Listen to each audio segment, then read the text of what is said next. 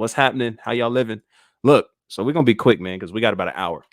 So I want to talk to y'all for a second, right? This I'm excited, okay, and I'm excited because it's a lot of fairly refreshing, or even in some cases new information. So I definitely don't want to walk myself into a Dunning, is it Dunning Kruger effect, right? Where I feel like I'm just talking about this stuff from an experienced perspective at all. I'm not trying to come at it like that. I do think, however, that this is a very prevalent conversation to have. Okay. Nice guys finishing last, good guys get trashed, bad guys get rewarded. What the heck does that look like? I'm actually sharing some conversation with some people around me in that same space. And so, what I want to open up this with is actually a little bit of some reaction. We just gonna open it up. So if y'all have ever heard of evolutionary psychology, is a obviously a study of human behavior and how it's evolved. I mean, that's literally, if I could put it in some kind of basic terminology, there you have it. And with this evolutionary psychology that's present, obviously we get into more of the nuances of human behavior when it comes to dating, mating, those kinds of things. Just trying to get a nuanced perspective on why women and men respond and react and do the things they do in regards to dealing with attractions, dating, mating, all those kinds of things. Okay. There's some guys that are smarter than me that could definitely describe it a little bit better. But we're going to open up with a reaction here to David Buss, who is a huge name in the space of evolutionary psychology, and actually is a professor, I believe, at the University of Texas in Austin. And he has quite a few writings, quite a few books out. In this video, he's being interviewed by Michael Sartain. Okay, Sartain. I hope I'm saying his last name right. Forgive me if I'm not. Um, and this actually was from a year ago. And I caught this and I was listening to it for a few days. And y'all, I was low key blown away. Really, I mean, blown away by a lot of this stuff. And I definitely just want to share it and get some thoughts to open up this conversation, because it's going to have a lot to do with trying to decipher, okay, well, this good guy, bad guy kind of deal, right? Like this whole good guy, bad guy, nice guys finish last. We've heard it so long. Well, what do we do with that? You know what I'm saying? Where do we go with that? How are we really supposed to navigate that? Does that mean that I have to acclimate to the times and I have to switch up my flow and my character to pull a girl? What are women interested in? And all these different things. How do we deal with that from a biblical worldview? Being Christians, wanting to find somebody, having to go through a whole dating process, but yet everybody is kind of doing the same thing. So it might even make it a little bit more difficult. And even if you aren't a believer, I think a lot of the stuff that I want to share in this stream can be just as beneficial to you. So let's take a look here. I want to get the timestamps here. Yeah, let's open this up here. And so what I'm about to turn to, he's about to reference the 37 culture study that Dr. Buss does. And this 37 culture study kind of just reveals what women and men are looking for in one another and how they're going about the mating process, dating, marital, all that kind of stuff. And how is it universal? Is it based on culture? You know, how do we decipher those things, and a lot more in depth too. So let's check this out. Who are not fully aware of evolutionary psychology. Hold on. Oh no. No, I gotta open it up. All right, hold on. Y'all gonna catch this. Yep.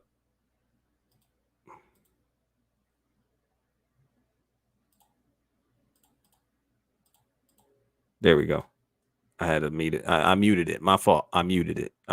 My bad. See, I told y'all, man, just give me a couple weeks, bro. We're gonna get this together. I'm not gonna keep fumbling this bag like that. All right, here we go. Hypothesis. Can we talk about the 37 culture study? Because to me, that is sort of like the beginning of where I started to say, oh, wait a second. These ideas that you come up with are pervasive amongst all Homo sapiens, or at least all Homo sapiens that you've checked in. So 37 different cultures, you check some of the mating strategies, and what were the results that you found? Yeah, so this was a study of 37 cultures. It took a long time to do this study, by the way. It's a lot easier to do studies nowadays, but at that point it took about 5 years.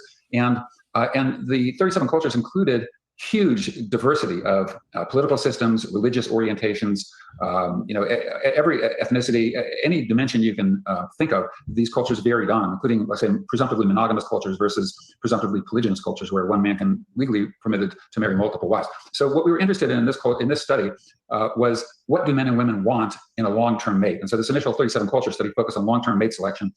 Okay, so keep that in mind, right? So this study, they're aiming to find out what are men and women looking for in a long-term mate.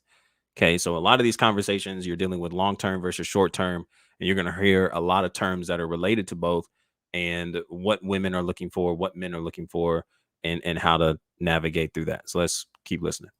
And really, it was focused on Darwin's theory of sexual selection. That is, what are the qualities that men and women want in potential partners? Because that influences your selection. Of course, what you want is not always what you can get, as Mick Jagger said. But preferences do drive actual mating decisions. And so what we found is, we found some things that were universally desired. So things like good health, intelligence, dependability, mutual attraction, and love. And these were basically universal preferences in all 37 cultures, more or less equally preferred by men and women. We found some characteristics that were highly variable in how much they were desired across cultures. And the most variable was the desire for virginity or chastity, or what we defined it as no prior sexual intercourse. Yeah, we don't have that in Las Vegas. We're not aware of that. Right. Yeah. Nor are they in Austin? in Austin or Sweden. Yeah. Yeah. I mean, nowhere. I mean, I don't know how many places in America that you could say,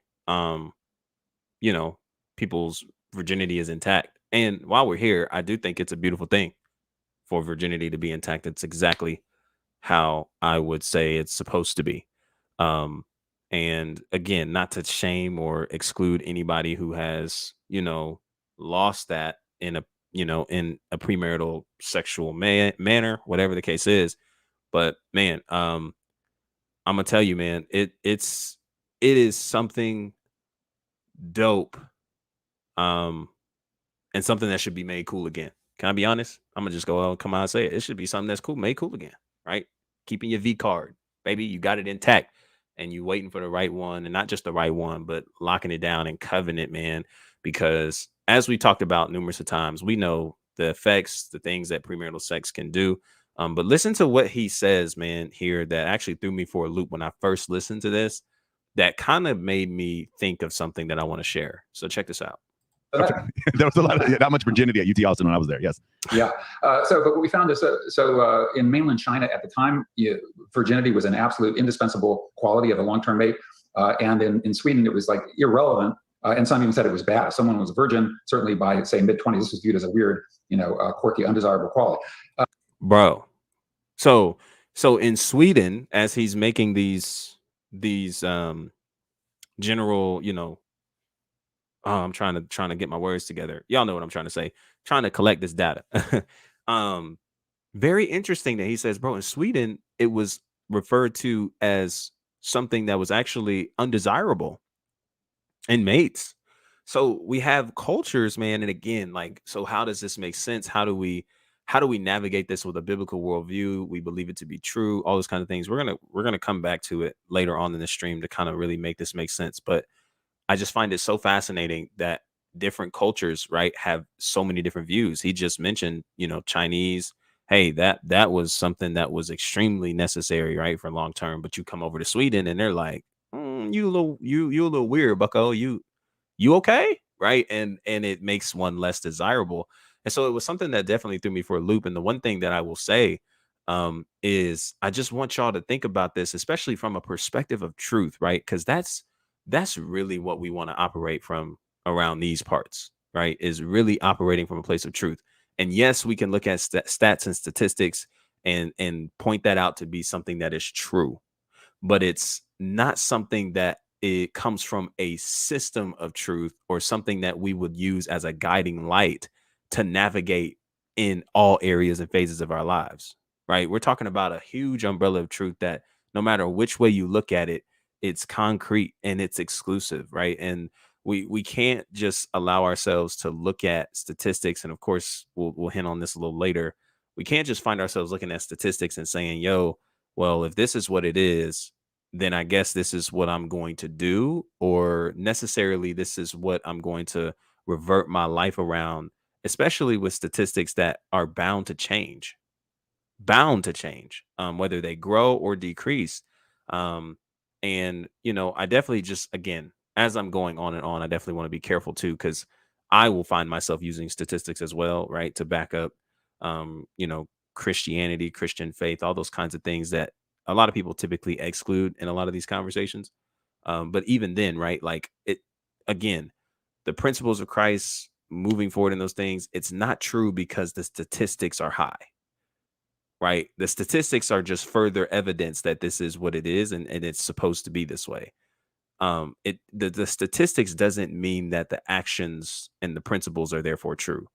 It's therefore the actions and principles are true not because of the statistics in high rise, but because Christ resurrected from the dead, because God is real and manifests himself through the person of Jesus. Like, there's so many different evidences that we come to that prove that doing things God's way is more optimal than just saying, hey, we just going to believe it because the statistics are high. I think if anything, the statistics continue to reveal, hey, like, when are we going to now stop trying to say, I don't believe in God. I believe in numeric things and I believe in numerical evidences. Well, cool. We also have numerical evidences too. So, like, where you want to go.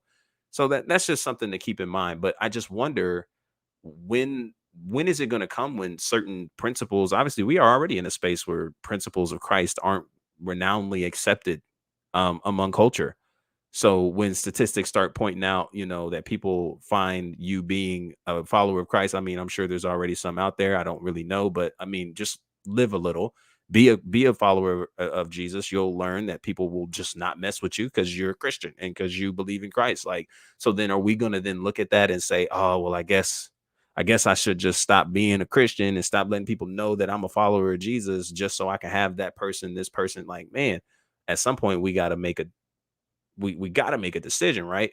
And so that's kind of where my thought process goes when I hear that, because something that is as sanctified, or I shouldn't say sanctified, something that is so sacred rather, as communal, relational sex with somebody. Like, I mean, there's gonna come a day, man, where that stuff, we just got to consider that. We have to consider it. The sacredness, the privacy, the necessity, like, we just have to consider it. And that's kind of where my mind goes with all that. So let's just continue. But what was the most startling to most people was the fact that we found universal sex differences. And the sex differences were precisely the sex differences predicted in advance by evolutionary hypotheses. And these were anchored in, Darwin's theory of sexual selection, Trivers's modification of that in terms of parental investment driving the two components of sexual selection, George C. Williams, the great evolutionary biologist, a conceptualization of reproductive value, and then Don Simons, also a brilliant evolutionary psychologist, who wrote The Evolution of Human Sexuality, 1979, but a brilliant, brilliant book.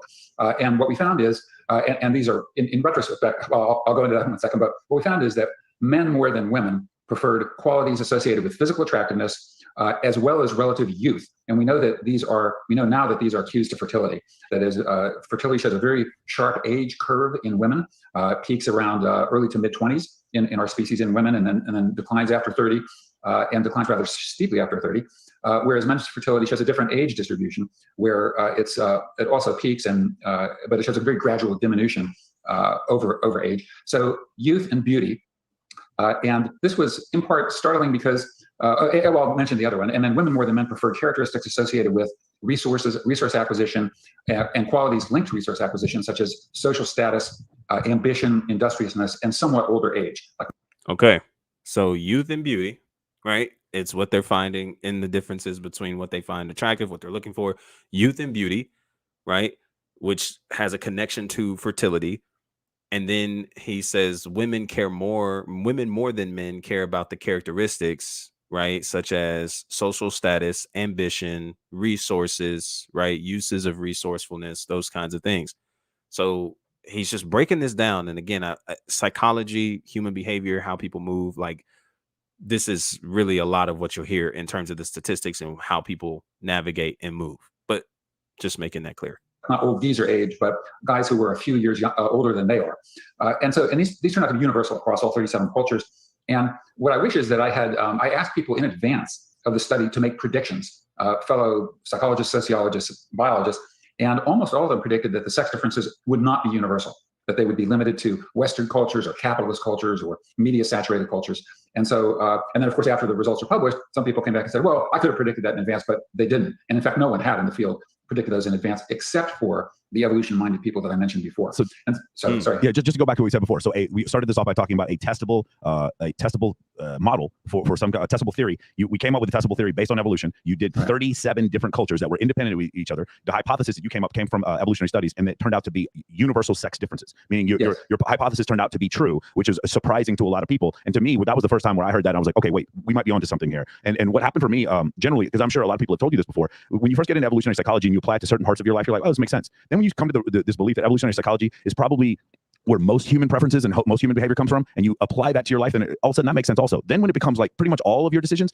for me, I'm yet to find a situation where it doesn't make sense. Does that make sense? I'm still trying to, like, it's almost like testing the law of gravity, and you keep waiting for it to fail and it doesn't. That's how I feel about evolutionary psychology. And so I have my own coaching program, and one of the rules I have is that evolutionary psychology explains all human behavior, right? That's one of them. And that was one of the, it seems like the framework that when you wrote the foreword for Dr. Gadshead's book, that seems to be like something that you said, that all psychology is evolutionary psychology. Yeah. So again, he's kind of going from the perspective of saying, hey, evolutionary psychology explains all human behavior. Like, you just keep testing this thing out and it's just not going to fall. It's almost like you're waiting for it to slip up, to fumble, and it's not going to happen. Do you know what else explains human behavior real well? Oof, y'all might not like this, but I'm going to go there. The Bible. Like Christian worldview. And it's not to pin that against evolutionary psychology, because I think, again, statistics, psychology, like those things can go hand in hand. And actually, I would be one to tell you that um, learning psychology and engrossing yourself in psychology and psychological learning, like that actually is really helpful, because again, you're just learning the human behavior, and you'll have a lot of conversations like, well, bro, you can't really bring morality and religion into kind of in these kind of spaces. Of course, that might explain why you think the way you think, you do what you do, right? How you behave, but you can't really bring that stuff in here, because we're just talking about what people do and then trying to get to the conclusion of why they do it. And although I hear you on that, here's my pushback, because there's also a deeper rooted situation at hand in every case and scenario, even when we come to the perspectives that they'll dive into throughout this whole podcast, regarding, narcissism, lying, cheating, infidelity, like all these different types of things regarding the sexes and regarding the relationship between man and woman. And if you ask me, we learn that from biblical scripture, right? Like, at the root of a lot of these things is sin, the human nature, the fall of human nature. Of course, you might not want to hear that, but this is legitimately what it is. How do I know this? Well, I'm a big believer in Genesis 1. In the beginning, God, right? God created the heavens and the earth. I'm a firm believer in Christ, who had a bodily resurrection, who died under Pontius Pilate, was crucified, like these kind of things. So that stuff points to me, man, that truth is necessary. Truth is necessary to be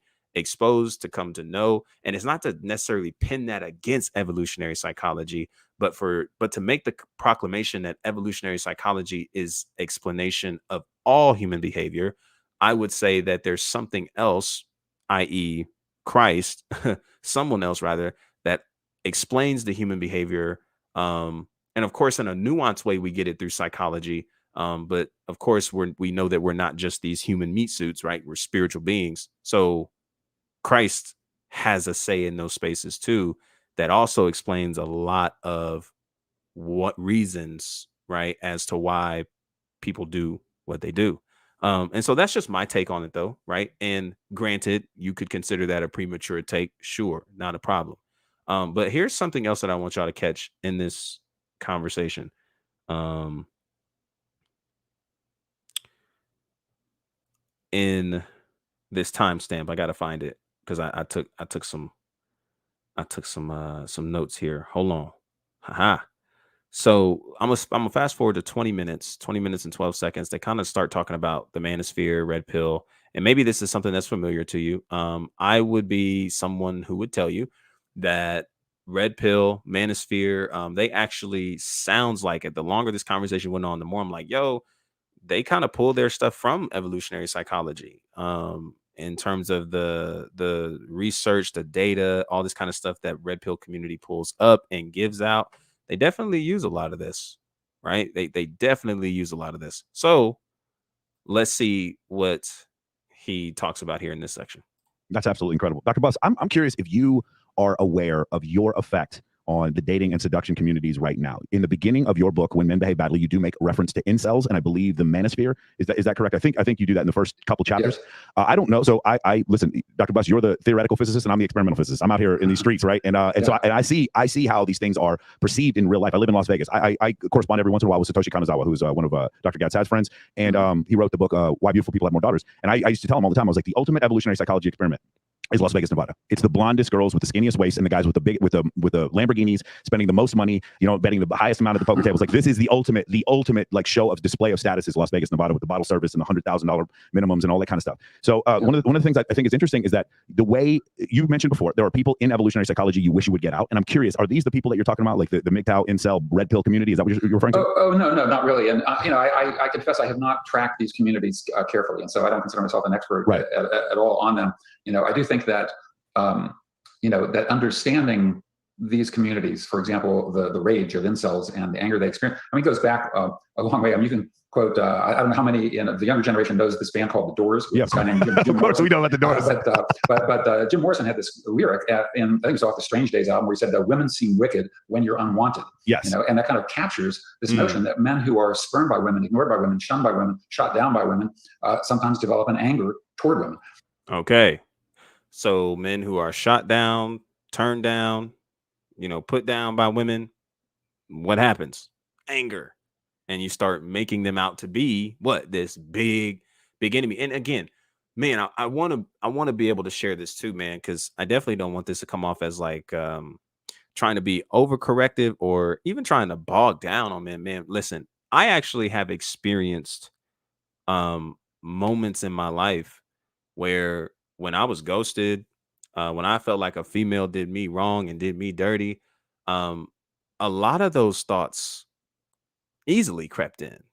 Like I was like, bro, I don't need this. Like I'm tired of opening myself up and being honest and being genuine, and loving and caring, and then just for her to just treat me like this. Like, what did I do to deserve this? I didn't do anything. I was nothing but kind, and then she just did that, right? And maybe it's not even in necessarily that formality. Maybe you've just been rejected by a lot of women. Listen, that stuff, man, is real. And I can definitely put my feet in some of you guys' shoes in terms of like your responses and how you're going about it, right? And a lot of it comes from a place of not wanting that to happen again. Anytime that you're hurt, burned, or scorched by something like that, you definitely don't want to experience that again. So a lot of times what we do is we over course correct, right? We want to make sure, we want to double down that don't ever happen again. And I think in the process of that, what I'm hoping you guys see and catch in the content I put out and the things that I upload on this channel is that this over course correcting is actually doing us more harm than good, because we end up painting everybody out to be a victim, or sure, I guess in some way, but we end up painting everybody out to be this big monster and this big problem. And we end up going into a place where we start generalizing everybody, and we start not taking accountability for where we are and what we can do to change it without having to lose who we are in the process. I'm gonna be honest, man. I do think that there are a lot of people in this red pill manosphere community that, man, can actually be some kind guys, man. Like, I don't doubt that. I don't doubt that there's some actual kind, loving guys that are in this community. What's so loud is the pain that you're feeling. And because that's what's so loud, it can get difficult to really kind of turn that around, or even approach it or address it, because there's just so much pain there that you're just like, bro, I'm not going back to feel that um at all. And so we kind of lose some of the purposes and those kinds of things. And I just think that there's just so much more to life, man. There's so much more to life when we zoom out of things, when we really try to get the right perspective on certain situations, man. The anger that's influencing us to make those decisions, and to really move in a direction of generalizing all women and tearing down women and all those kinds of things. I think it just points to a little bit of a loss of value. You know what I mean? Like we felt like we put our value into that woman's hands and she did nothing but crush it. And I think that's where a lot of our problem initially is. We put our value in that woman's hands and it was never supposed to be there. You know what I mean? And I think when we're able to peel it back a little bit, and really just get to the root of trying to deal with that first heartbreak, that first wound, that first rejection, I think we'll learn a lot about ourselves that actually will help us progress forward and not just sit here and make everything out to be a you versus them, or begin identifying with our wounds from those experiences. From, if we're being honest, like, even though she might have been really important to you, it was one female, or maybe it was a few females on different occasions, compared to like the millions and so many more people, right? That are in this life. And so that anger does drive a lot. And it's definitely a root. And I think it's something that's worth understanding instead of making it an emphasis to over course correct. And by over course correcting, we're actually dunking on you. We're trying to shove statistics down your face, and we're trying to, right, kind of like, I don't even know, just be really aggressive towards it. And I think there's room enough to get an understanding on where a lot of these guys are coming from, and better than just, hey, I want to acclimate to the times. I want to actually get an understanding on this pain and frustration that I'm feeling, because that's actually where the growth kind of really begins in a lot of ways. And that kind of Jim Morrison kind of captured one of the psychological pieces of that. But no, when I talk about, I'm really talking about scientists or practitioners of evolutionary psychology, not people who use it in these communities. And I would say I'm somewhat aware or dimly aware of these different communities. I've given a couple of talks to dating guru groups and so Yes. forth. But I don't consider myself an expert on those, and I basically follow the scientific literature, not the applications of. Yeah, I will say, as far as the scientific literature from the dating community, you are one of the leading people that individuals will quote. And I actually, Rollo Tomasi, who he wrote a book called The Rational Male, because you called out Red Pill and Manosphere, and that's what he was a part of, he sent the book back, and I thought that was really funny. I think your book is absolutely fantastic, but it was just an interesting thing. He sent the book back. He said, "You gonna talk about us?" Sent the book back. So check this out. Here's a couple more clips that I want to share with this. Long-term versus short-term mating strategies. They also kind of dive into this as well. And then we're going to highlight a little bit of what they call the dark triad, which is kind of what the purpose of this entire stream is behind. But I just wanted to give some context to this conversation, because it's definitely important in this. About something that the long-term versus short-term. So you make a big distinction in your book about the strategies for long-term mating and short-term mating. And then when it comes to short-term mating with men, the dark triad. You go into long-term versus short-term. Yeah. So in my view, humans have a menu of mating strategies. That is, we have long-term committed mating, attachment. We also have short-term mating, casual sex hookups. We have serial mating, so mating for a while, breaking up, mating for a while, breaking up. We have mixed mating strategies, mating with one person, having an affair with another person, or some sex on the side. So we have a very complex menu of mating strategies. Okay. So many mating strategies, right? Short term, casual dates, hookups, long term, going the distance, long haul. You have mixed, right? All these different descriptions of the mating strategies that have to do with the certain level of behavior. Okay. You're on again, off again. You date for a while, you're gone. Like, there's a lot of different strategies that fit into long term and short term. And the distinction between short-term and long-term is critical, because the qualities that we want in a short-term mate and differ from those that we want in a long-term mate. We kind of alluded to this earlier when we talked about good dad qualities. So women in a long-term mate, they want good dad qualities.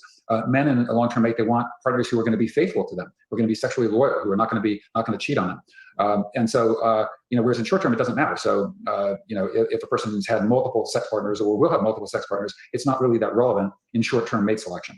Okay. So long term, you want somebody who's faithful. You want, women want somebody who's going to be good to her kids, going to raise the family, going to lead the family. For men, hey, we want, a woman who's going to be faithful, sexually faithful, right? Like all these kind of things.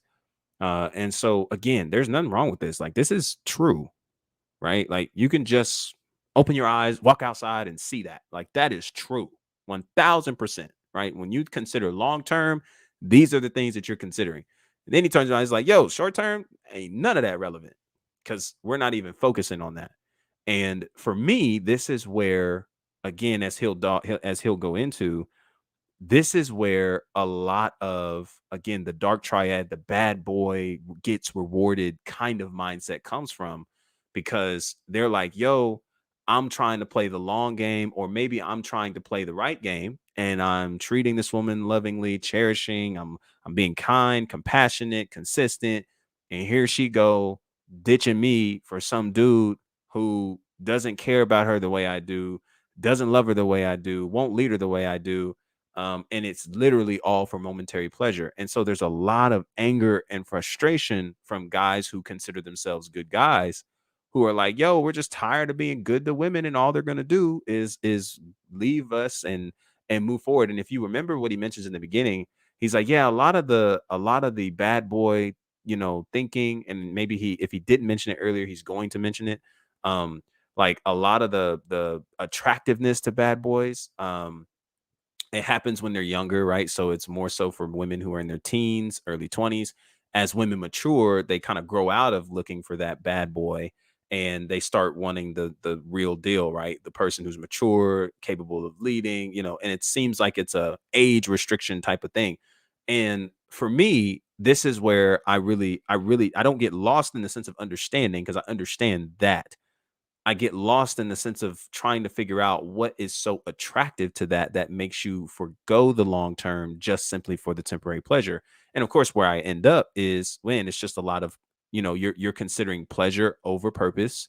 You're considering short term, obviously, over long term. There's a lot of things about the now that you care for compared to a lot of things that you should possibly care for from an eternal perspective.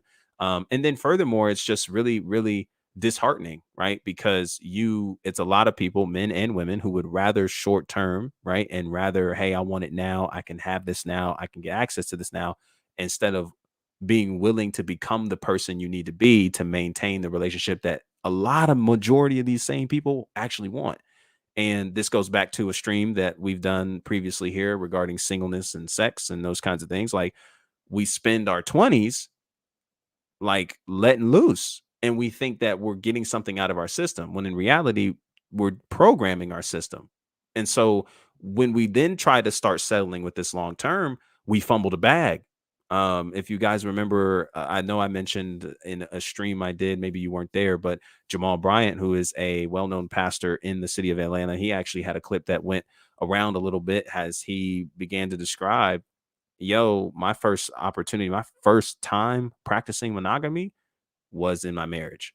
And that was crazy. And in the infidelity, divorce, irreconcilable differences, that actually he went and chose, if I'm understanding that correctly. So there's just a lot behind this stuff, man. So the bad boy short term, the good guy long term, and for some reason there's this perspective among culture that, hey, the good guy's going to get trashed, so you shouldn't even focus on being a good guy right now. You should just focus on acclimating to the times and just becoming all that the women are rewarding these bad guys with, which I'm assuming this reward is in the painting of sexual activity, physical attraction, physical sex, like all these different kinds of things that the good guy may also want, but to some people playing the long game to get, and to some people playing an unnecessary game to get.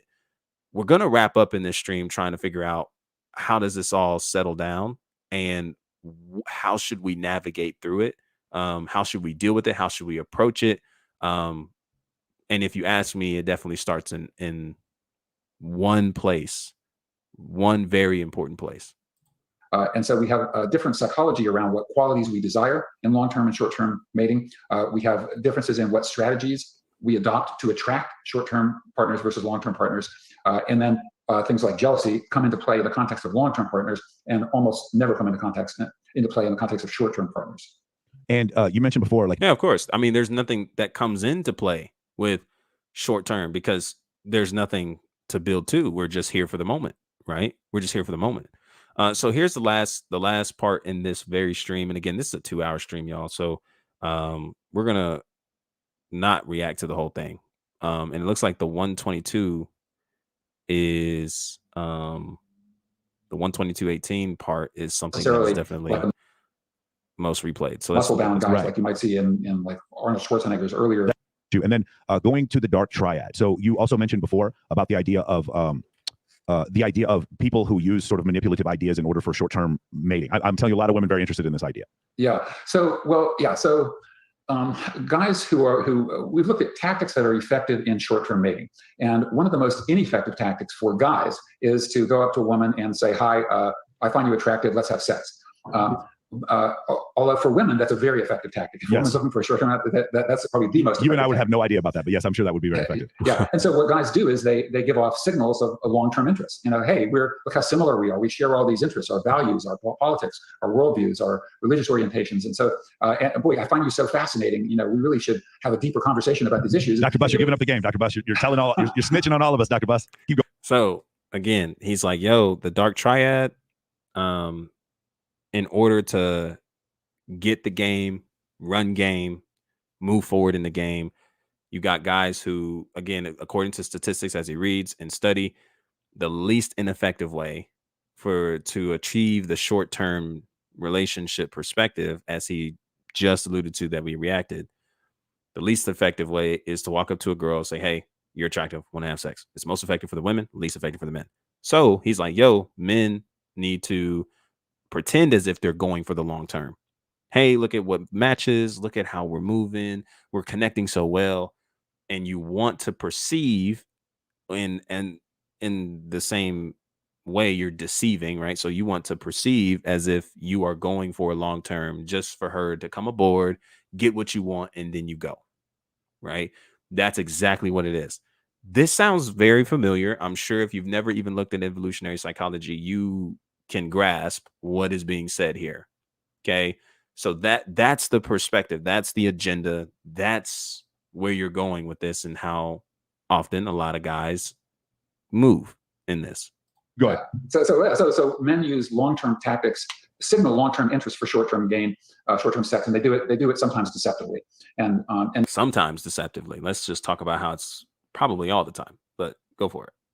Women over time learn to detect when it is deceptive and when it's not. But for younger women and who are less experienced on the mating market, these tactics sometimes work.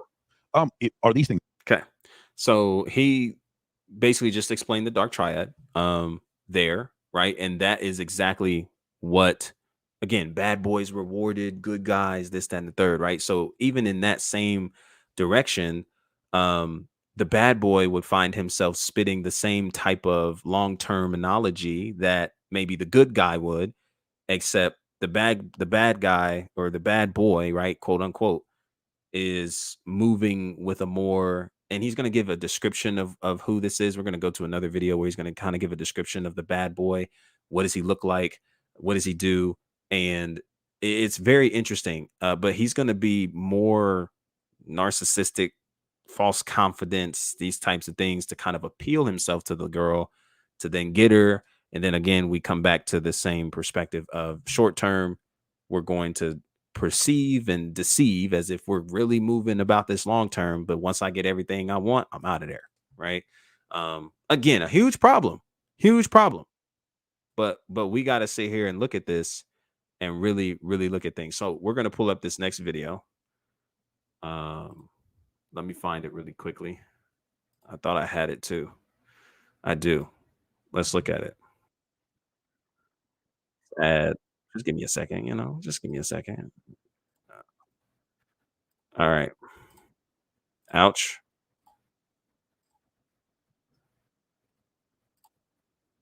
Yep. I hear you. That free rider problem. And so, and that ties into what we'll discuss in relationship to the dark triad, because there's some mystery about why women seem to be attracted to these Machiavellianism and psychopathy. It's Del Paula. So yeah, then in relationship to agreeableness, because do you want to just tell everybody? All right, so here we go. He's going to start talking about, and this is with Jordan Peterson. You guys can watch the video as well on Jordan Peterson's page. This was a year ago, around the same time. But he's about to explain the dark triad again that we just reacted to in the last podcast. He's going to give some descriptions behind who this dark triad guy looks like. That again is equivalent to the bad boy that everybody is kind of thinking of when we have this description of, hey, nice guys finish last. The good guy is always trashed, and the bad boy's rewarded. Everybody, what the dark triad is first, so that we're all on the same page. Yeah. So the dark triad I think this was originally named by one of your Canadian psychology colleagues, Del Paula, so Yep. at the UBC. And the dark triad originally was three triad, but it's narcissism, Machiavellianism, and psychopathy. So Narcissism, psychopathy. I can't even say the middle one, but narcissism is all I needed to hear. Narcissism and psychopathy. where narcissism is typically marked by a sense of grandiosity, a sense of entitlement. They think they're the most intelligent, the smartest, the most attractive, the most charming, the most skilled, etc. Or in the words of one of my former graduate students, they think they're hot, but they're not. They think they're hot, but they're not. And I think there's a way in which people do have the ability to assess whether that high self-esteem is warranted or not. Because we have even words in our language for things like arrogant. That kind of connote someone who is thinks that they're more beautiful and more intelligent and more capable than they actually are. Okay, so it's a facade. You're more than you're appearing to be more than you really are, and this kind of also goes into the conversation of status. You hear a lot of conversations today where guys are simply telling other guys, "Hey, yeah, you need to get your money right, your gains right. You need to go and increase your body count," as Myron of Fresh and Fit and others would suggest to you, in order to become, this type of high value man, right? And so everybody is kind of on this hype train of building up your status, building up your status, building up your status. And what does that look like to build up your status in order to attract this woman that you've always wanted? And basically saying, hey, you got to become this dark triad in order to get her. So this good guy stuff, this kindness, this compassionate, this nice guy, all this kind of stuff, like, bro, not only are you, again, from a red pill perspective, not only are you already conditioned for that, but it's like you're wasting your time if you're just continuing to walk in that. You just need to acclimate to the times, and you need to just go ahead and switch over to become this dark triad dirtbag, and you'll get her. Right. So this is kind of, and then in that previous podcast that we reacted to, they get into the whole like status, how easy it is to deceptively show somebody that you have status. You can get on social media and buy blue checks and all this kind of stuff, because status, again, is what they're portraying. Hey, women look for this. And there's a problem with this, y'all. There's just a problem with this. And again, we're going to wrap this up here after reacting to these last two clips here, and then the next one. So that's narcissism, but the entitlement is, I think, a critical component of narcissism, where they feel, I'm so great, I deserve a larger share of the pie, including this. I deserve. That's such a high usage of a message today. You deserve everything. You deserve it. You deserve it. You deserve it. Cap. Sexual pie, when we get to the issue of sexual conflict and sexual coercion. Machiavellianism, that stems from the prince of, I can't remember how many hundreds of years ago that was written, but it's basically people who pursue an exploitative social strategy. So they are, when we were talking about reciprocity earlier, they will feign reciprocity, feign being good reciprocators, but then they will cheat. And so so he's like, they will portray that, but then they'll cheat, right? They'll just end up turning on you. Ouch. The documentary YouTube, that we're about y'all to something watch different. explores the hot button Y'all issues something different of throwing this on me. Narcissism, where they feel, I'm so great, I deserve. It's written, but it's basically people who pursue an exploitative social strategy. So they are, when we were talking about reciprocity earlier, they will feign reciprocity, feign being good reciprocators, but then they will cheat. And so these are the liars, the cheaters. Right. So if the patriarchy was based on exploitative power, then dark triad personality traits would be adaptively and practically useful and desirable. If that was the case. Yeah, if that was the case. Yes. Okay. Now I want y'all to hear that again. I want y'all to hear what he said right there, what he asked. Listen to this.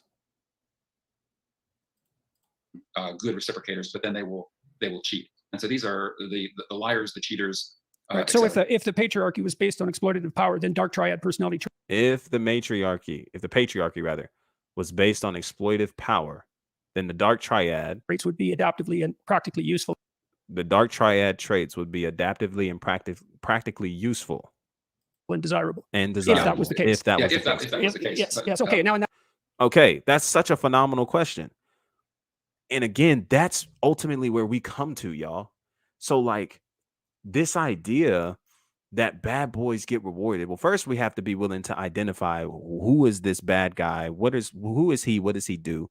The good guy, who is he and what does he do? Because we also have that jacked up, right? So not only do we have to give a definition of that, we also have to get an understanding. Okay, well, obviously, what are we meaning by trashed? And I think for men, speaking for men, I think we could say that they just end up not making it, right? They end up getting ghosted, left out, kicked to the curb, you know, did in dirty, rejected dirty to pick up some guy that in the eyes of the good guy, and this dude ain't even for you. What are you doing? Right. And so then you have the bad boys who are quote unquote getting rewarded. And if I will speak from my understanding of that, of course, on both ends, the good guy and now the bad boy, it seems as if this reward is, yeah, you're going to get the attention, you're going to get the sex, you're going to get all these different things that we seemingly, at least from the people that are using this often, that seems to be what you're looking for. So you're saying, hey, I need to be a good guy in order to get that. And now you're saying, well, no, I guess I don't get it there. So I need to be the bad guy to get that.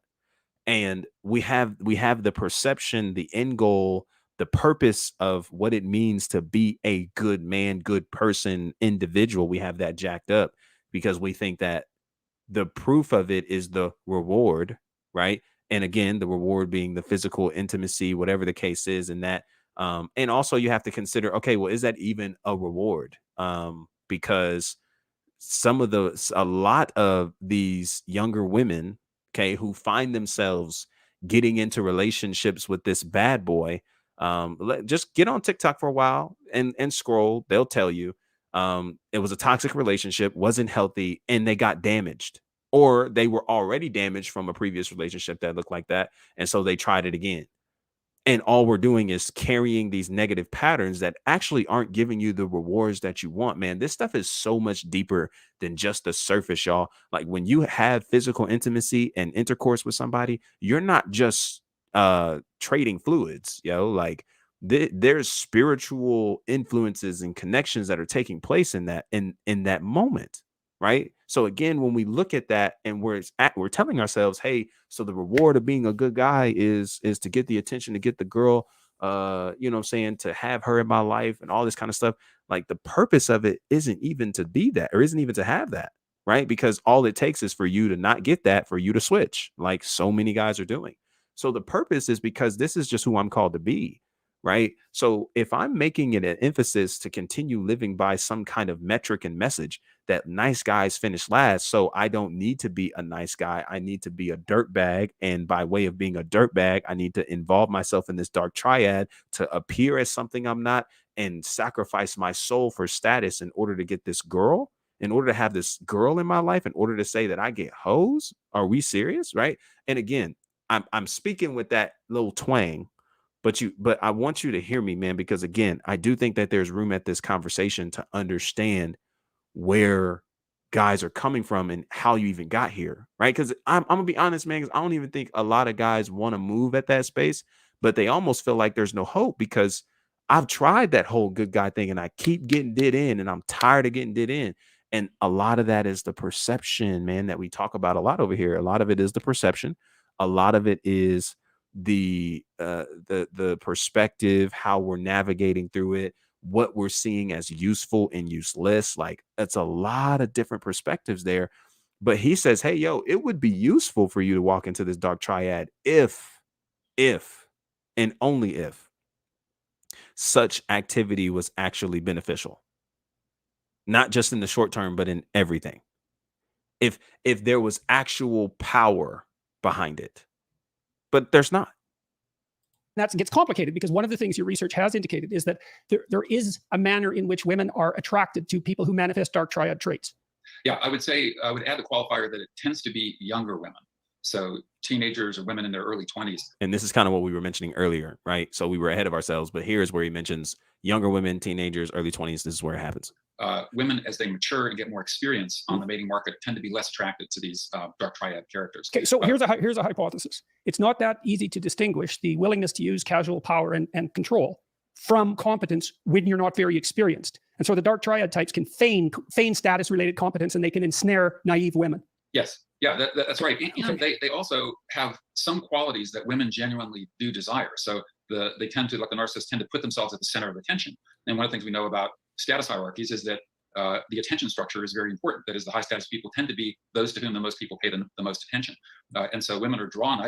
One anecdote, a female colleague of mine, very intelligent evolutionary psychologist, went to a conference and found herself very attracted to the organizer of the conference. And then 6 months later, she encountered him, and he was just a normal attendee at the conference, and she didn't find him very attractive. She wondered, what was I thinking? But what it was is he was at the center of the attention structure. Well, okay. So center of the attention structure, all these different kinds of descriptions that were given to this narcissistic person, this narcissistic guy. Hey, he's this, there's genuine characteristics that this girl likes about this guy that she actually finds and wants in a person.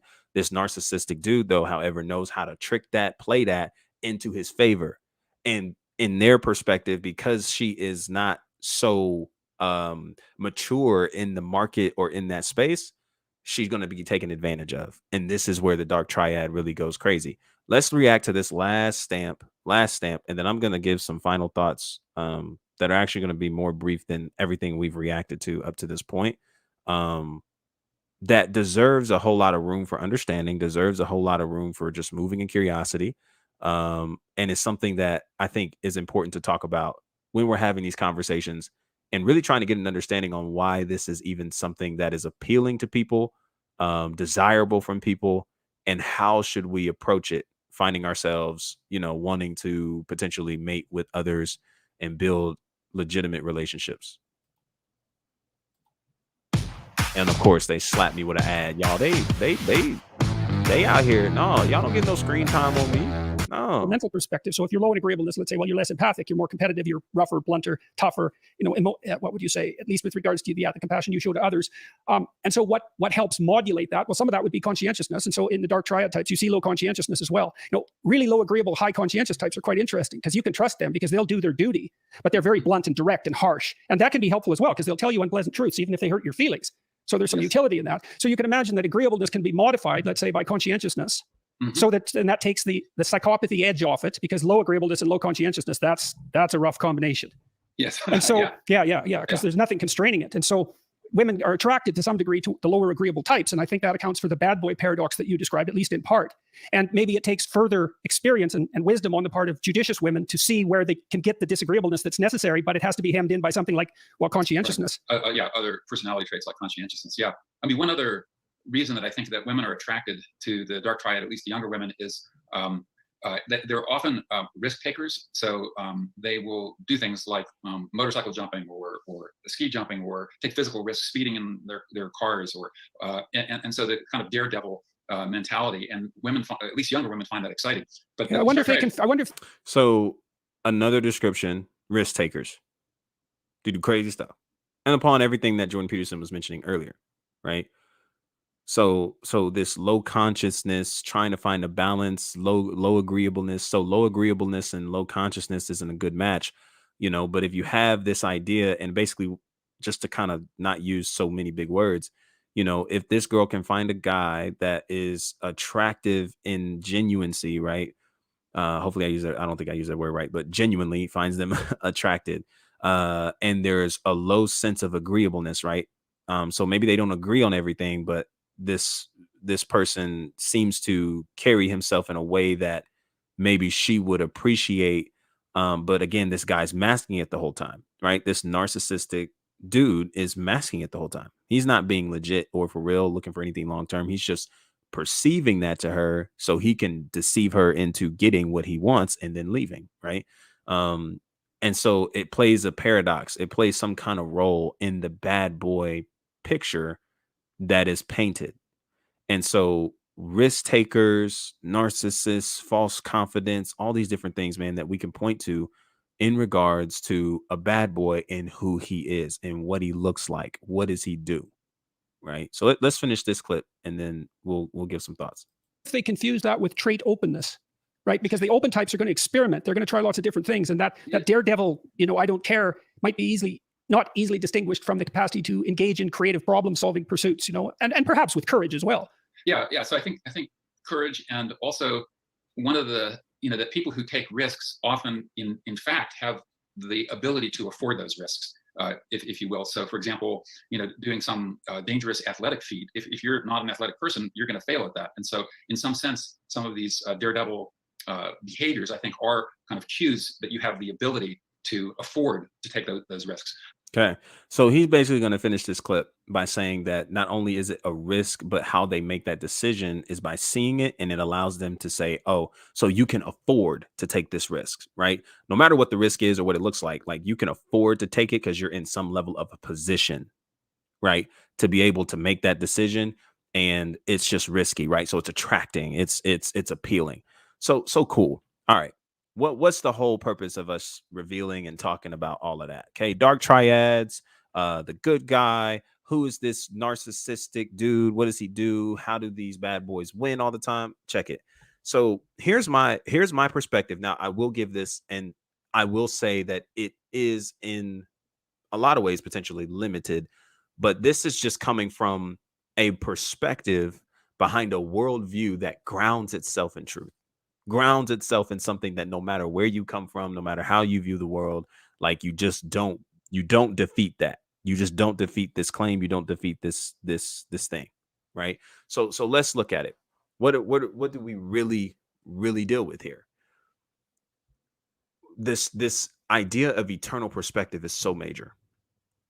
And if we forego eternal perspective, we will find ourselves making passionate, impulsive decisions that will ultimately hurt us in the end. No doubt about it. So these bad boys that are attractive are only attractive, man. And it's so interesting having this conversation with a friend of mine and just kind of listening to some of the words that are used and the description behind it. And I actually would agree. There's a lot of internal issues that allows this person to be attracted to something that they can't detect, such as narcissism and false confidence and all these kinds of things. And what I would say to you is that your wounds are what is attracting you to this person. Wounds of something as deep as, a missing parent in your life. Okay. Some form of abuse that took place in your life, some form of mistreatment and rejection that took place in your life, right? Things that, man, we didn't really take time to heal through. We just decided to keep moving and keep pushing forward. So my thing is the reason why I would think that these bad boys are seemingly chosen more than the good guys isn't because the guy is valueless, worthless, and isn't worth anything. It's because there are wounds about this person that is screaming to get at somebody else who is also operating from a place of woundedness, from a place of lack of clarity and understanding. And so hurt wounds are attracted. And so it's something worth understanding when you really think about it, man, because I really don't believe that I'm choosing to believe this. Now, granted, it could be on a whim. It could be on some, again, just maybe more so my opinion. I don't think that a lot of people who are finding themselves in these spaces of dark triads, man, actually want to do that. I think there are a lot of guys who are like, man, I'd rather be the kind, genuine person, but I'm tired of being hurt. And so because I keep messing with this type of female and I keep getting jacked up, it just makes more sense to become this dark triad to get what I want. So my question to you is what are you really after, right? What are you really after? Why are you after it? What feeling are you pursuing in order to get that, in order to achieve that? Because I'll tell you that I don't really think you're getting rewarded by the women who are choosing the bad boy. I don't think you're getting rewarded. Now, again, if you're looking at the reward as the physical intimacy and the attention, and she's all over you, she loves you, and she'll follow you around, she'll hold your pocket, whatever. Okay, of course, not trying to minimize anybody, but just using examples. If that is what you're looking for, is that all that there is to a relationship? Is that all there is to a female and male connection and bond, romantic relationship? Like, is that all there is to it? Just somebody who gonna do whatever you say and follow you around and hold you and all that kind of stuff. Like, I don't think that I don't think you're getting rewarded too much by that. I think that there's a lot of issues and struggles that come with that. And that's actually what is mistakenly attracting you to that person. It isn't because you're actually seeing them for who they are. They're masking it up all the time. It's it's the idea that they're pitching to you, and it's something that they just have a way of just running game and trying to finesse and finagle their way through. And in reality, it's not really worth all that. And so I think there is a huge misconception on the purpose of being a good guy, a good man, a good individual. And there's a huge misconception on the part of the bad boys, because we kind of look at them and we kind of label them as just bad people, therefore we should just throw them away. When in reality, man, they actually have some background and some stuff that they're going through too. And there is room enough at the table to at least attempt to get an understanding on where they're coming from, not to justify their actions, not to justify their behavior, but to get an understanding, because this is a soul at stake, right? And so we really want to put ourselves in position to get an understanding and see what's up and see really where is this all this coming from, for you to navigate this way. And I think that a lot of people who would use information like this from red pill communities and things around it would, I would say that a lot of that just comes from broken hearts and woundedness. And your wounds are getting massaged because you're being constantly encouraged by other men to go do the things that women have done to you that you were hurt by. And what I'm telling you is that that can't be the move. Matter of fact, I would say that we prioritize our soul over status, our purpose over passion and pleasure. That we would choose to not allow the statistics that are given to us that can be great for our knowledge. No doubt about it. I enjoy listening to things like this and hearing the statistics that people are finding about other people and their behaviors. But the statistics can't be the point of reference that you rest on that then tells you, okay, so then because the statistics raise like this, I just need to go move like that then. Because now we're just allowing statistics to determine our character. So we're still lost because we don't really know who we are, whose we are, and the value that's possessed on our lives.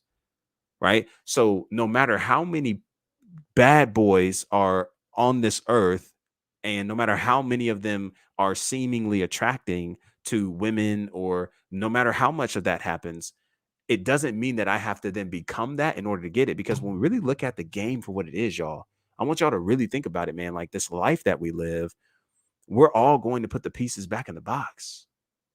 So you aren't going to be remembered, some generations later, maybe even 2, 3 generations later after you're gone.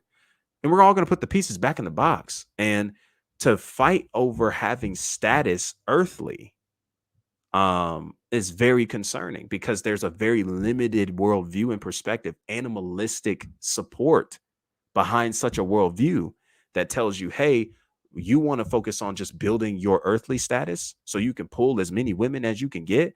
And the way that you're going to get this earthly status is by becoming this dark triad bad boy. It's a reason why it's dark, because there's dark, heavy, not positive spiritual influences that are behind that and are trying to feed that to you as something that's appetizing. And again, I don't want to dismiss the pain that men and many men have endured by way of being a good guy. Maybe she did not treat you as you thought you should be treated, or as your responses. Man, it can be understood, because again, from how I was referring to it earlier, like, yeah, I had a lot of those thoughts run through my mind, a lot of assumptions. Like, was it me? Did it have to be me? What did I do? I thought, like there's a lot of different thoughts that run through your mind, especially when you're loving somebody. When you're loving somebody and you're being genuine to them, yes, a lot of that is there. And so that's why I can empathize with you, because I can see where you're coming from, because that pain was deep and you don't want to feel that no more, no matter what it takes. I just think that when we zoom out and we look at this game of life that we're in, we look at this life that we're living, we look at everything that we're trying to gain status about under the sun. I'm a believer that there's life after this, and proof of that is an empty tomb. The tomb that Jesus of Nazareth, who is the Christ, resurrected from. And so because my worldview is set up like that, and because I believe wholeheartedly that Jesus is alive, it it allows me to have empathy for those who are moving in this space, who are saying, yo, I want to be, I'm just no longer going to be a good guy, and I'm just going to transition to this dark triad to get what I want. There's a lot of empathy for you. But I think there's a necessity to zoom out and look at things from an eternal perspective, because I think if you really understood what the end result was, you actually probably wouldn't go after it. It probably wouldn't be so appetizing to you. The only reason it's appetizing to you is because it's possible that your worldview on relationships is, hey, like, you of course you want to build a family, you want to do all these things. That's not bad. But maybe your worldview is like, hey, yeah, women, women are this and women are that, women aren't good, women aren't modern day women aren't about anything. And so you find yourself acclimating to the times, and you find yourself adjusting because, like, I took a huge stab at my heart and I don't want to feel that no more. And I'm just telling you, man, that becoming this bad boy because of some reward they're getting can't be the move. And we want to be men who are willingly looking to uphold our character by setting our temperature by truth and not by statistics. Statistics can be a formality of truth, 1000%, but it's not a concrete,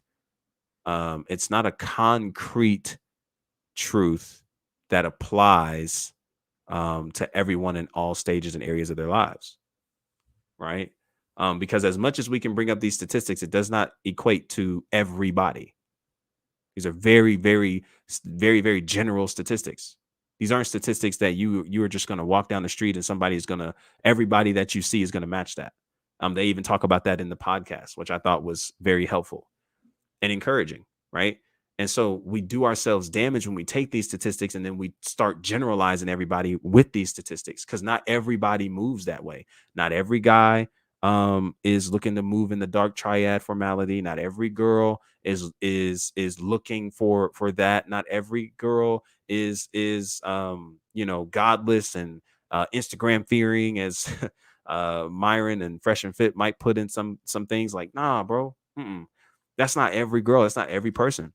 And we do ourselves such a disservice by generalizing everybody. So I'm telling you, man, there's a lot to discuss in this, and I gotta go. There's a lot to discuss in this, and we'll come back and keep breaking it down and keep knocking down at it, man, and have some more things to talk about. But the biggest thing that I want to leave you with is that it is important that we look at things from an eternal perspective. And if we're going to look at things from an eternal perspective, we'll actually see that the short-term mating, the short-term strategies don't work, because there's no other place where you can genuinely say the short-term strategy made sense for where you were going and what you were trying to do, who you were trying to become. I don't know anybody, man. And we can bring up examples for days. LeBron James, we know him to be as great as he is in the basketball world, as great as he is in hooping and putting the ball in the hoop. But that man did a lot of reps and a lot of practices. There's so much work behind everything that we're seeing on these big stages. And there's no way that LeBron took shortcuts in order to get to where he's at, because he probably wouldn't have lasted. Probably wouldn't have even made it if shortcuts was a possibility. And that's just one example. Of course, that's not necessarily a relational example, but I think we can apply it there too. Marriage takes work. Genuine relationships that you desire to build takes work and repetition. And I don't know anybody who has maintained a healthy relationship that was beneficial to them and their spouse, future spouse, whatever, friendship, relationship, platonic, romantic. I don't know any relationship that's flourished where shortcuts were involved, where short-term strategies was something that allowed the relationship to succeed. And so I think we have to take that into consideration. And it's good to hear these stats, and it's good to hear these statistics. It's good to get understanding on evolutionary psychology and how all of that works. But I can't let that then tell me this is how I'm supposed to act, because now we're diving into a lot of the prescriptions, what you should do. And this is kind of the stuff that Red Pill will pull from and then tell you, okay, because this is what it is, then this is what you should do. You should become the dirtbag. You should become this person, that person. And we're dealing with identity here. And what we're doing is thirsting after status for women instead of thirsting after God, who has purpose and who created us and designed us. And this is important. If you really want to be the right man that she doesn't leave, you got to become the right man. Stay aligned in principle, in character, in value system. Stay aligned in those things, because we're not doing it to be rewarded by women. We're not doing, that's not the purpose of it. And if we find ourselves doing it for the purpose of being rewarded by women, then we will do the very thing that so many men are doing: abandoning calling, abandoning assignment and purpose, abandoning character and values, just to have the reward of what we could do with 4 different women. And we can, play around and be physically intimate and do all this kind of stuff, lack commitment. And I can get all that. And maybe they can leave, but I won't care because I'm not investing myself into that, because we will never really get to the point of experiencing what genuine love looks like. And I hear your heart when you're saying, yo, I just don't want to experience that because I've tried it and I've been hurt. But I want you to just find it in your heart, man, to really invite God into your relationships. Build a foundation on Jesus and allow him to heal those wounds. That's my message. Allow yourself to go through a process where you're building a relationship with your creator, calling, and capacity, because then you're not too focused on whether or not a female honors who you are, right? Of course, we all desire that. I'm not saying that's wrong. But if you're going to be the right person in order to do and have, then when you end up having it and somehow, some way it's maybe taken from you, you lose that whether it's a relationship, it's a position, it's a job position, it's physical, fitness, whatever it is. When you become the right person in order to do the things that are necessary to have what you want to have, if that insert whatever it is you want, a relationship, marriage, whatever, if it ends up not working out because you are who you are and you became the right person, you're able to take those same tools and go and get something better, different, something else, try again, right? But when you don't become the right person and all you're doing is trying to have, so I'm not really concerned about my character, my value system, I'm not really concerned about who I'm becoming, you find yourself losing yourself and losing your character, losing who you are. And then you start allowing other people to determine your value. You start allowing the statistics to determine your value. You start allowing other women to determine your value. You start allowing other men to determine your value. And your value is just too expensive to be put in the hands of anybody. I choose to put my value in the hands of my creator because he created me. So because I'm becoming the right person, man, I'm not really too lost in this idea of dark triad and having to become, because I see all the uselessness in it. But that's what I want you to see, is that, man, so these women are literally telling you that we just only want you for this short moment. That's what they're telling you. We only want you for this short moment because of the attraction of the dark triad, right? And I just wonder how much better off life could be, man, if we just analyze that for what it was and we said, yo, nah, that ain't it. That ain't it. Because like I'm not actually getting what I need here, right? This is just a short-term situation, and anything that is short-term that is hindered, or I won't say hindered, but is grounded on pleasure and grounded on nothing but a hit and quit, points a lot to a lot of deep things: trauma, pain points, struggles, heartbreak, wounds, all these things that are actually the bigger picture. And so that's kind of what I wanted to share with this in this entire stream, is that, all right, so good guys get trashed, bad boys get rewarded. What is that about? Right? Nice guys finish last. If you ask me, I don't think nice guys finish last. You can call me what you want. You can call me all that, because the point of me being a nice guy, well, first of all, there's so much more to being a nice guy, man. My character, my integrity, my value system is what I uphold. And if I'm really grounded on that value, I'm not going to allow somebody's rejection of me to then cause me to leave that value system in order to get what I thought I always wanted and then still end up empty. That's not worth it. Right? I want to live a transformed life. I don't want to be transformed or I don't want to conform to the world. I want to be transformed by the renewing of my mind. Right? So there's just a necessity, man, to really talk about these things and really dive into them. And so I know I said I was ending. I'm ending right here. Let me just summarize everything that we kind of just discussed. Okay. Of course, he went through the dark triad. What does it look like to be a bad boy?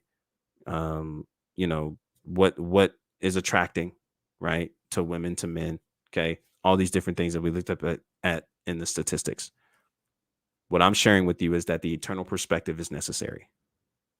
What I'm sharing with you is that behind the bad boy mantra are potentially a lot of men who are wounded, who are hurt in so many different areas, and maybe possibly don't even want to enter into that dark triad, but find themselves thinking that that's the only conclusion to come to because being nice and being loving and being that kind guy didn't work out for them. Okay. There's also something to be said about the reward that these said bad boys are receiving, because it's greatly possible that the reward that's being given, many people are thinking it's physical intimacy, attention. You get all the things that maybe you thought you weren't getting being the nice guy. Okay, the consistency, the loyalty, whatever. But in reality, that's somebody's wounds that are just attracted to yours. And that's not somebody that's actually genuinely moving from a place of great understanding, right? And being healed in the areas of their spiritual life, emotional, mental, physical, or even financial, more so speaking of the spiritual, emotional, and mental spaces. Okay. So there's a struggle there, and we have to be willing to address that. We also have to be able to define what it means to be a good guy. And what it means to be a good guy isn't, hey, I got my own business, my own money. I don't like girls' butts on Instagram pictures, right? I cherish my girl. I want to give her the best. I want to give her all. Those are qualities that, okay, cool. We're not saying that those are bad. We're not trying to dismiss those. However, there's more to it regarding the character of a man. And I believe that being a good guy can only really be rooted in being in relationship with Christ and a heart transformation that's required in order for you to walk out this life, becoming the person you need to be in order to do the things you want to do, to have the things you want to have, you're called to have, and you're called to lead and be in. And if we abandon that for the sake of trying to acclimate to the times and become a dark triad kind of guy, we're losing sight of what it actually means to walk in purpose, to be a man of character and integrity, and actually honor ourselves, God, and others in the process. So there's so much to dive into this, and we're definitely going to come back and keep having these conversations and keep looking into this. If you watch the restream replay, I appreciate you so much for checking this out. Man, no, you good, Jacoby, man. I appreciate you, Chief. I appreciate you, man. So it's important, man. Yes, sir, man. I appreciate you. It's important, man, that when I've seen so many of these out, and we got to be willing to at least just have a little bit of discussion about it, right? Um, I feel as if in the background of it, there's a lot of wounds that are attracted to the bad boy idea. The rewards aren't really rewards. And if we're going to be able to define what a good guy looks like, we need to start with God. We need to start with God, and we need to start with a relationship with God in order to become that person that isn't being a nice, kind, you know, compassionate person because the rewards from the girls that I'm kind to is really dope. No, no, no. I'm this way regardless of how you treat me. And no matter how you treat me, it doesn't mean that I won't feel it. It doesn't mean it won't hurt. It doesn't mean that I won't be bothered. And it doesn't mean that I may not need to, take some time and get some healing from it. What it means, however, is that I'm not going to allow what you say or do to me to change who I am, because my value was never placed in your hands. My value was never determined by what you say to me. My value was never determined by what you call me and your rejection of me. It wasn't. It was determined by my designer, by my creator, my heavenly father, my Lord and Savior. And so that, I think, is really where it's at. And hearing these things are cool. Y'all, I listen to this stuff to get information on what everybody is thinking. But we cannot allow the statistics to be the point of reference that tells us how to live this life. The statistics are good to know. But what's the point of reference that tells us what we should do, even amidst the statistics that are present? And if you ask me, biblical worldview, because can't nobody disprove the bodily resurrection of Jesus. And if we're operating from a place of truth, Jesus is the way, the truth, and the life. I think I'm better off just doing things the way he says and living life the way he tells us through scripture, through the biblical worldview, because that is what's most optimal in every area of my life, even relationships, even dating, even mating, even all these kinds of things. So it's dope to learn about the psychology. But man, if you ask me, we got to start with a relationship with God in order to really know not just what it means to be the right guy and be the right person, but also have empathy and compassion, man, for the people who find themselves in these spaces of being attracted to the bad boy or being the bad boy. Because like I said, I don't think a lot of people want to be that, but they feel like they have nowhere to go. And there's a lot of wounds that need some work and some healing and some understanding. And no matter how many statistics I could throw out to you, no matter how many things, scriptures I could quote off to you, like, nah, man, what we really need is just to really work through a process of healing and come together and deal with that. So yeah, I don't think nice guys finish last. I do think, unfortunately, there are a lot of good guys who do get trashed for the wrong reasons, that do get left out and get left behind. However, from the perspective of a man, a growing man, I don't think that we ought to allow ourselves to identify with the wounds that are caused by someone's rejection of us, regardless of how we treated them, lovingly, kindly, compassionately, and lovingly, of course. I think I already said that though. So those are some of my beginning thoughts, man. Listen, we're going to come back to this. This opens up a whole lot of conversation. Just something that was sparked in me watching these podcasts. And I definitely don't want to talk as if I'm coming from a place of completely knowing statistics and where everything is. I definitely say a lot of this in a place of humility because I don't know everything. These gentlemen explained it a lot better than I could. And I still got a whole lot more learning to do in this space, evolutionary psychology, what it looks like. But I'm telling y'all, man, we're going to come back, open this thing up because this is good.